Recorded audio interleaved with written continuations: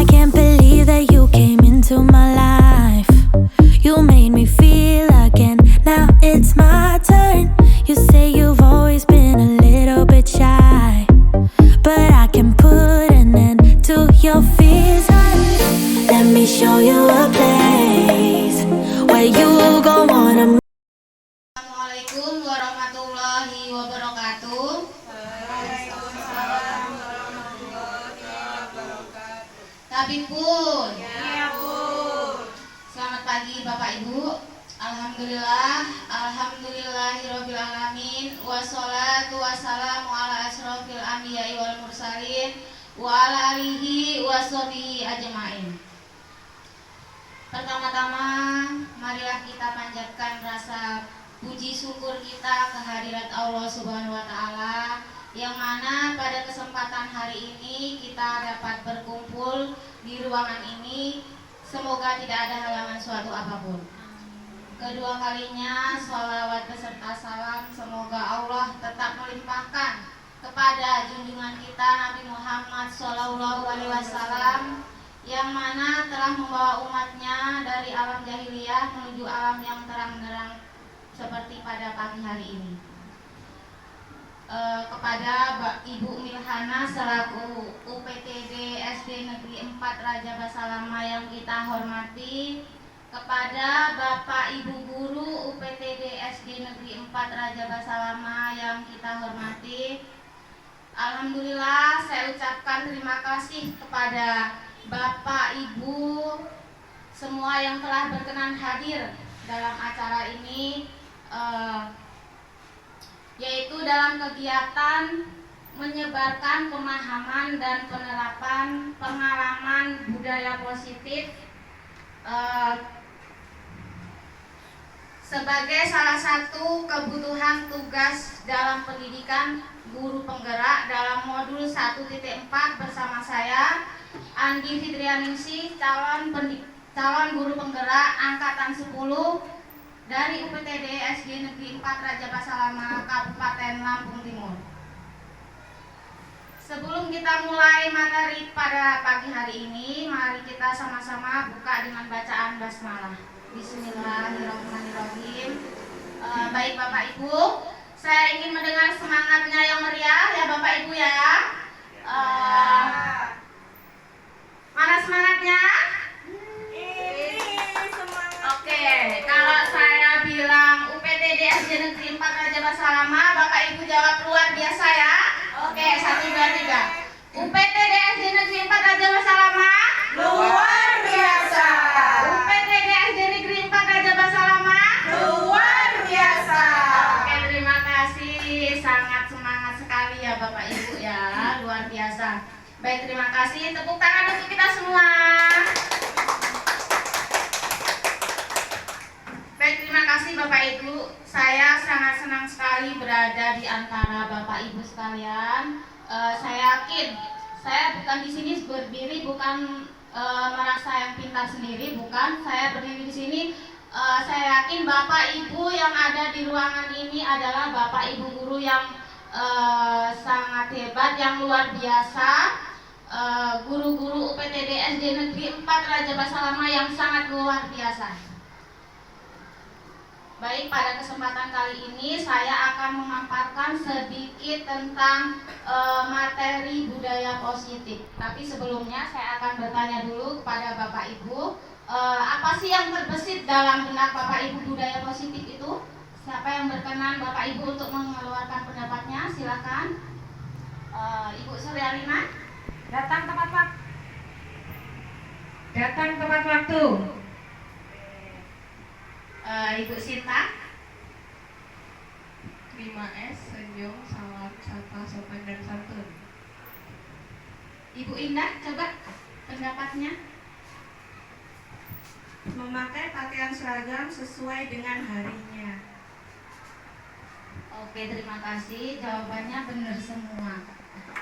Jadi Bapak Ibu, budaya positif ini penting atau tidak diterapkan di sekolah kita Bapak Ibu? Sangat penting. Sangat penting sekali ya Bapak Ibu ya. Apalagi diterapkan di sekolah di UPTD SD Negeri 4 Raja Basalama ini.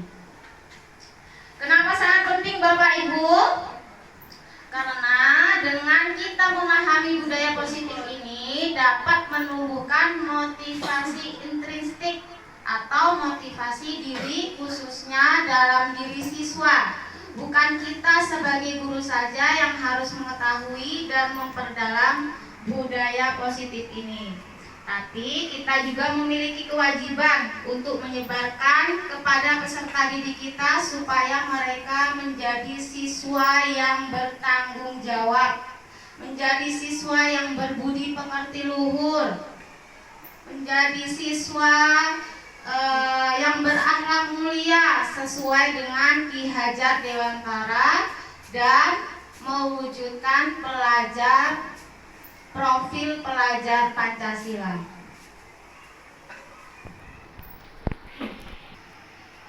Baik Bapak Ibu, budaya positif di sini yaitu merupakan perwujudan dari nilai-nilai atau keyakinan-keyakinan universal yang ditetapkan di sekolah. Budaya positif dapat mendorong murid untuk mampu berpikir, bertindak, dan menciptakan proses memerdekakan dirinya sehingga murid mampu mandiri dan bertanggung jawab. Maksudnya nilai-nilai atau keyakinan-keyakinan universal, yaitu keyakinan atau kebiasaan-kebiasaan yang positif. Di sekolah kita harus ada yang namanya kebiasaan-kebiasaan yang positif supaya tercipta nilai-nilai atau keyakinan yang universal. Budaya positif ini ada 5 konsep inti budaya positif. Yang pertama yaitu perubahan paradigma belajar, disiplin positif, nilai-nilai kebajikan, kebutuhan dasar manusia, motivasi perilaku manusia, posisi kontrol guru, keyakinan kelas, dan yang terakhir yaitu segitiga restitusi. Baiklah, untuk yang pertama yaitu pembelajaran dengan paradigma baru. Yaitu pembelajaran dengan paradigma baru merupakan pembelajaran yang dirancang berdasarkan prinsip pembelajaran berdiferensiasi sehingga para peserta didik belajar sesuai kebutuhannya berdasarkan tahap perkembangan sesuai teori psikologi modern untuk mewujudkan profil pelajar Pancasila. Sebelum kita mulai, coba saya mau bertanya lagi sama Bapak Ibu. Yang pertama, pendidikan berpusat pada guru atau pendidikan berpusat pada murid? Coba Ibu Suryalina mengeluarkan pendapatnya. Atika. Pendidikan berpusat pada peserta didik. Atika. Atika. Baik, terima kasih Ibu Suryalina. Betul sekali ya. Pendidikan pada saat ini idealnya yaitu pendidikan berpusat pada murid. Karena sekarang ini kita melakukan pembelajaran yang berpusat pada siswa, yaitu menggunakan metode pembelajaran berdiferensiasi Bapak Ibu ya, yaitu menggunakan prinsip pembelajaran berdiferensiasi.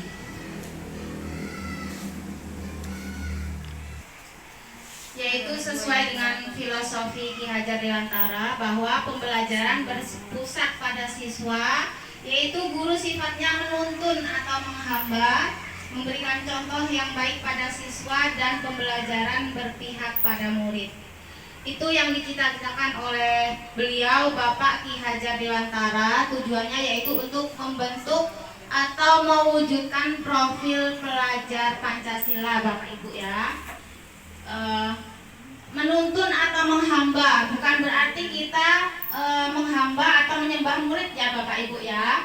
Maksudnya di sini yaitu kita harus melayani murid sebaik mungkin, tentunya dengan aturan-aturan yang ada yang kita sepakati bersama. Yang kedua yaitu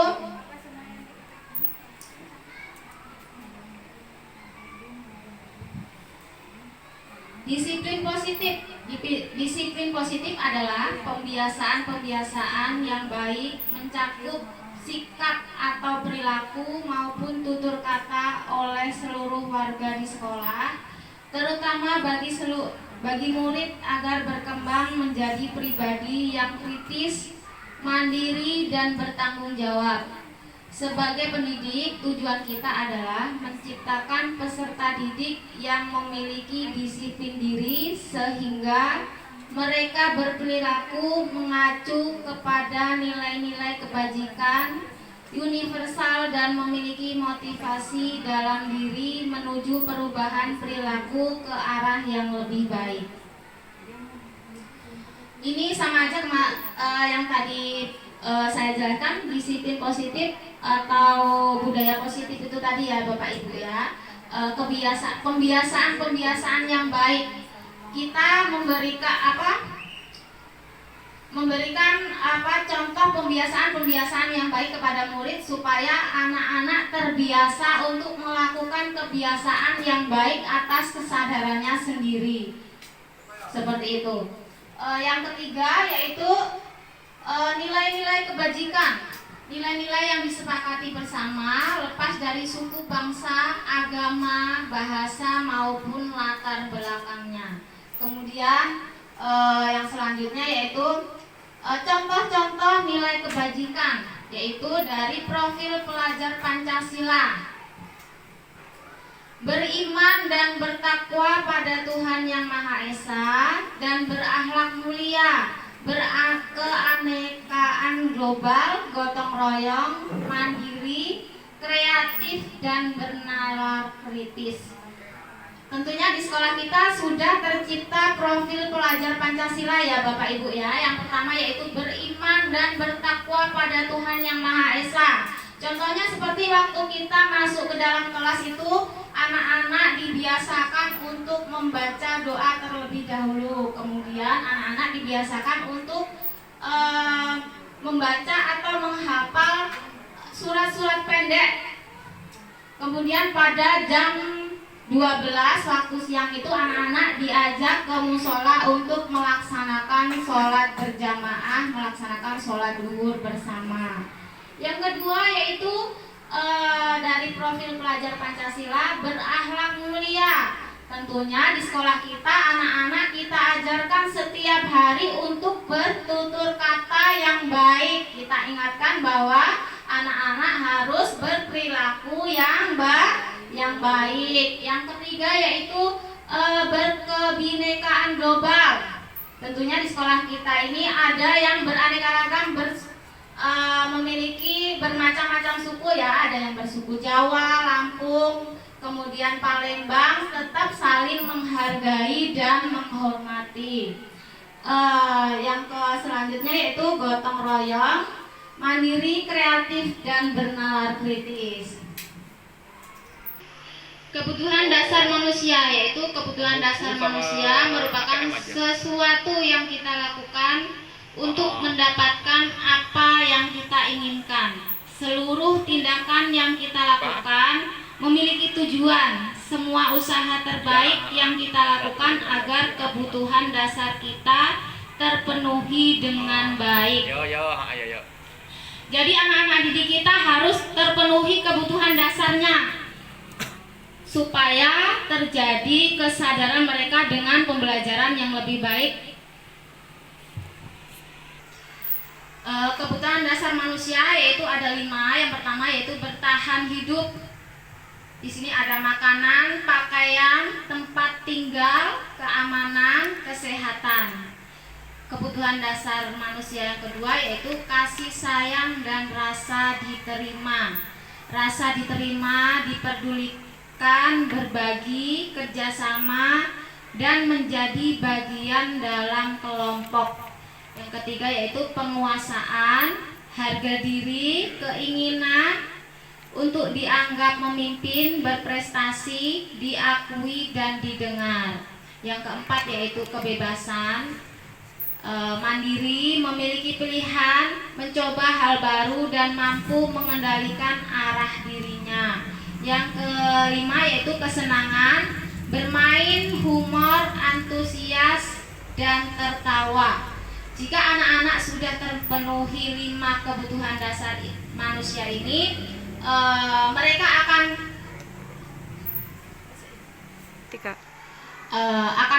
anak-anak akan merasa dihargai dan kebutuhan dasar manusianya akan terpenuhi, sehingga mereka akan melakukan kebiasaan-kebiasaan atau keyakinan-keyakinan dalam diri mereka sendiri atas dasar keinginan mereka sendiri.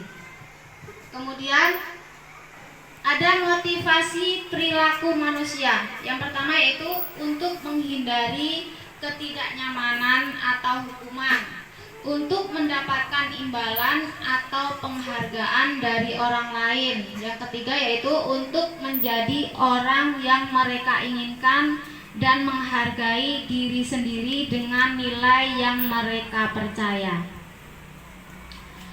Ada lagi di sini tentang ada hukuman tidak terencana atau tiba-tiba. Murid tidak tahu apa yang akan terjadi, bersifat satu arah, berupa hukuman fisik atau psikis. Konsekuensinya yaitu terencana atau disepakati sesuai peraturan. Murid dibuat tidak nyaman, sikap guru yang selalu memonitor guru.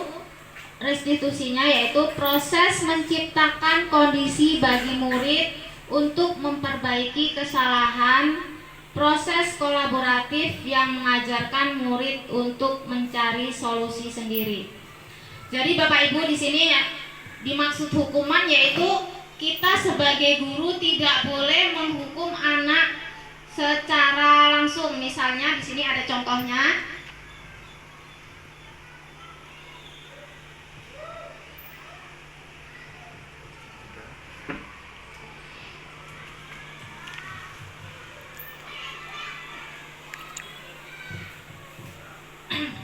Hukuman yaitu misalnya anak-anak ada yang datang terlambat atau masuk kelas terlambat misalnya ya, anak-anak waktu istirahat itu kebablasan masuk kelasnya terlambat. Kita tidak boleh langsung menanyakan kenapa kamu datang terlambat atau seperti itu dan memberikan hukuman secara langsung. Kita boleh menanyakan dulu kenapa anak itu datang terlambat masuk ke kelas. Seperti itu Bapak Ibu ya. Di sini ada posisi kontrol seorang guru. Yang pertama penghukum, pembuat rasa bersalah, teman, pemantau dan sebagai manajer. Contoh penerapan 5 posisi kontrol seorang guru yaitu kasusnya murid tidak mengerjakan tugas yang diberikan guru. Penghukum biasanya yang kita lakukan yaitu berdiri dengan kaki di depan kelas. Misalnya kita seperti itu setiap hari ya. Misalnya anak-anak tidak mengerjakan tugas, ayo maju ke depan ke kelas dan kita memberikan hukuman. Membuat anak itu merasa bersalah, membuat rasa bersalah. Sekian kali sudah diingatkan, kamu senang ya melihat ibu terus-terusan bertindak seperti ini. Seperti itu. Itu tidak boleh kita lakukan lagi ya Bapak Ibu ya, karena akan membuat anak semakin merasa bersalah dan dia akan mengulanginya lagi seperti itu.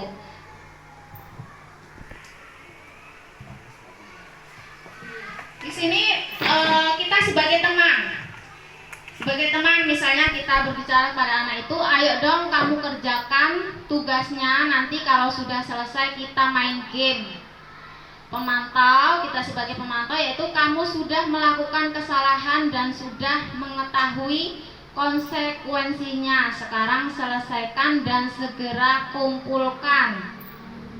Seperti itu juga tidak boleh kita lakukan sebagai teman, nanti anak-anak akan merasa dirinya gurunya itu sebagai temannya, jadi merasa seenaknya sendiri. Terus yang kemudian sebagai manajer, kita di sini posisinya sebagai manajer ya Bapak Ibu ya, yaitu apakah kamu tahu kesalahanmu, kita menanyakan dulu seperti itu. Kemudian keyakinan sekolah apa yang kamu langgar dan apa yang akan kamu lakukan untuk menyelesaikannya. Jadi Bapak Ibu, kita tanyakan dulu kepada anak itu, apakah kamu tahu dengan kesalahanmu? Tanyakan dulu seperti apa kesalahanmu itu.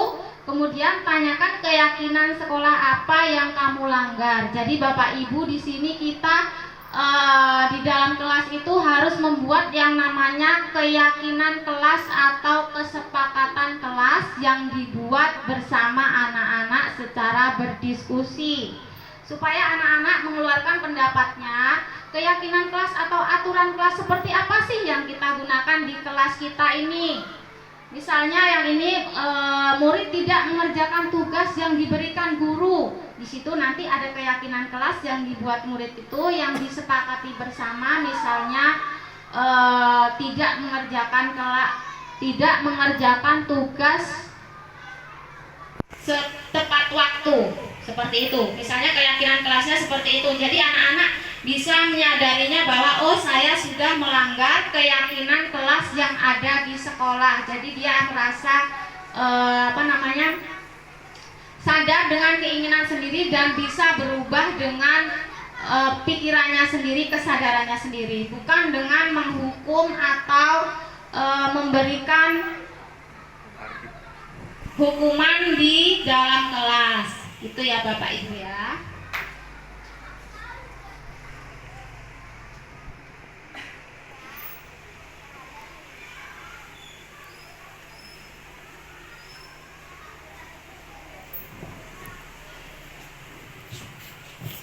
Ini ada salah satu contoh penerapan keyakinan kelas yang ada di dalam kelas 4. Kita simak bersama ya Bapak Ibu ya.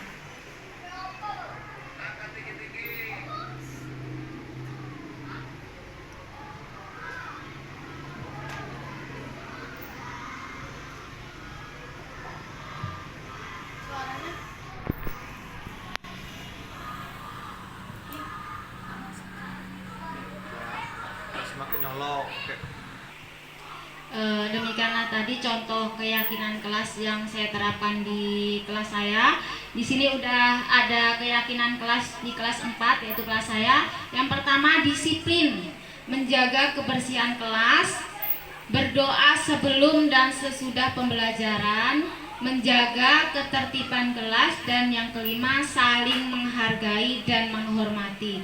Dengan adanya keyakinan kelas ini, bukan saja cuman dibuat atau ditulis, ditempelkan di dinding ya Bapak Ibu ya. Jadi anak-anak bisa mengingatnya dan melaksanakannya. Jika mereka ada kesalahan atau apa, kita bisa menanyakan tentang apakah melanggar keyakinan kelas yang sudah kita sepakati bersama. Jadi anak-anak akan sadar dengan sendirinya dan bisa belajar dan mentaati aturan dan atau tata tertib dengan kesadaran mereka sendiri.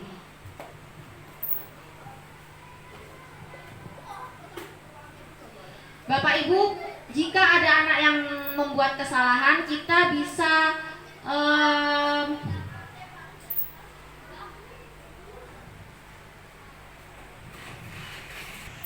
Bapak Ibu, jika ada anak atau murid peserta didik kita melakukan kesalahan, kita bisa melakukan dengan yang namanya segitiga restitusi, yaitu ada 3 langkah tahapan. Yang pertama yaitu menstabilkan identitas, validasi tindakan yang salah, dan yang ketiga menanyakan keyakinan. Yang pertama yaitu menstabilkan identitas. Kita bisa menanyakan kepada anak tersebut yang pertama kali yaitu kenapa anak tersebut melakukan hal tersebut, melakukan kesalahan itu. Kemudian validasi tindakan yang salah, yaitu apa yang kamu lakukan itu apakah sudah benar atau tidak, alasannya kenapa kamu melakukan seperti itu. Yang ketiga yaitu dengan keyakinan, menanyakan keyakinan, yaitu dengan cara apakah tindakan anak tersebut sudah melanggar keyakinan yang sudah disepakati bersama. Seperti itu ya Bapak Ibu ya. Di sini ada contohnya. Kasus yang pertama yaitu siswa tidak terima pekerjaannya selalu dicontek oleh temannya. Ia marah dan tidak dapat menahan emosinya.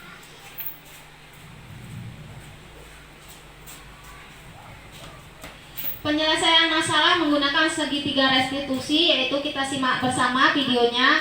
Di sini ada video yang saya buat bersama anak yang melakukan kesalahan.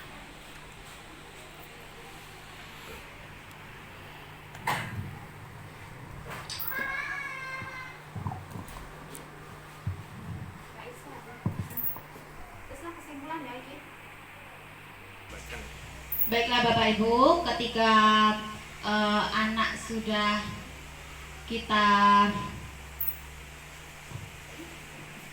baik Bapak Ibu, kesimpulan dari segitiga restitusi yaitu ketika langkah 1 dan langkah 2 sukses dilakukan, maka anak-anak akan dihubungkan dengan nilai-nilai yang dipercaya dan berpihak menjadi siswa yang mereka inginkan. Terima kasih. Ini demikianlah pemaparan dari saya. Saya ada pantun sedikit ya Bapak Ibu ya. Ibu Andi pergi mengaji, tidak lupa membawa bingkisan. Cukup sekian acara hari ini. Semoga bermanfaat dan berkesan. Saya akhiri. Wabillahi taufiq wal hidayah. Wassalamualaikum warahmatullahi wabarakatuh. Waalaikumsalam warahmatullahi wabarakatuh.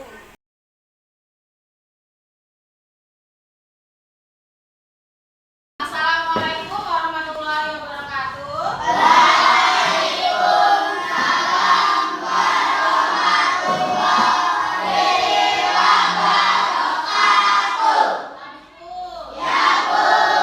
Selamat pagi anak-anak. Sehat semuanya?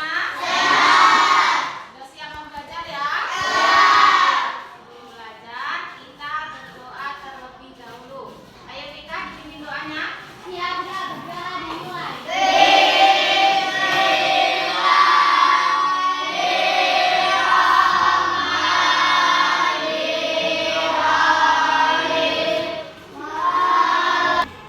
Ya, terima kasih sudah berdoa. Sekarang buku absen dulu ya.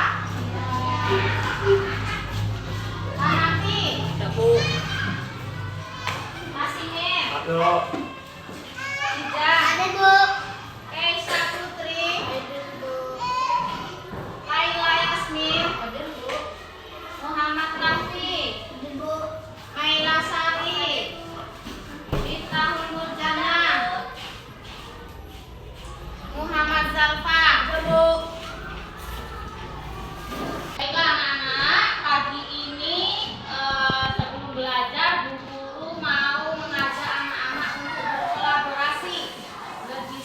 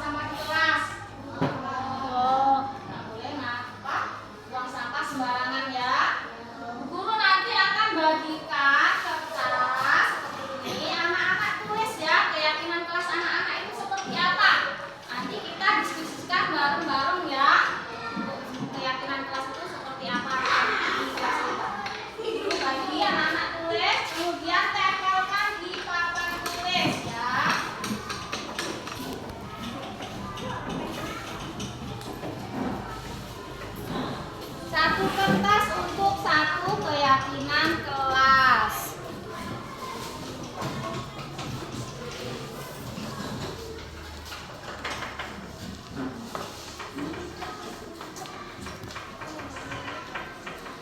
Semua ditulis ya anak-anak ya.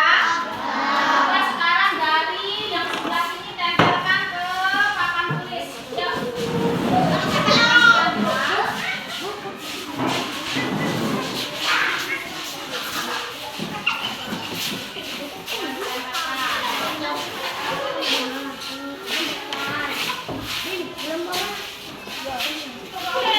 Yuk, yang sebelah sini.